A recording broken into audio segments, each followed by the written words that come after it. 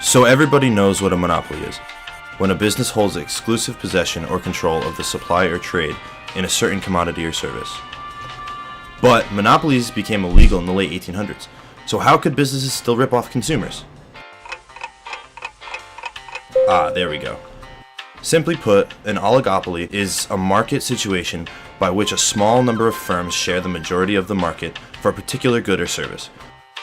The firms aren't necessarily working together to corner the market, rather the competition is very strict. Firms watch each other closely and make changes based on the behavior of other companies in the market. Barriers to entry in these markets become so great that it is nearly impossible for other firms to successfully enter the market. The word oligopoly comes from the Latin word which is the Latin word for small or a few. Oligopolies became prevalent soon after the eradication of monopolies, having been created in the hopes of making perfectly competitive markets. In the fear that such companies would turn to collusion, the government put into order the FTC, the Federal Trade Commission, which managed to put an end to oligopolies. Psych! Oligopolies stopped not being backed sometime in the 70s.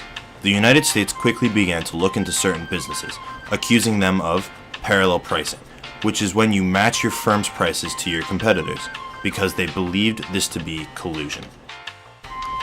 The ruling, however, was overturned under the pretense that the government was being too harsh on business. The result? A massive scaleback of regulation on oligopolies, giving companies plenty of breathing room to operate how they want. This often means high prices for you, the consumer.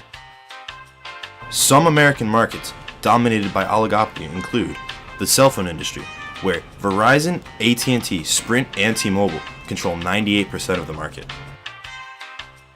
Mass media, in which these 6 corporations hold over 90% of the market. Alright, now name a mobile phone operating system that isn't iOS or Android. I'll wait. That's right, despite a few losers, these 2 OSs control almost all of the market. So what can we do about oligopolies in the economy? Thankfully a lot. Psych! Unfortunately, since oligopolies aren't exactly illegal, there's not much we can do to stop them. The only real solutions are to hope for stricter governing or cheaper competitors to step into the market.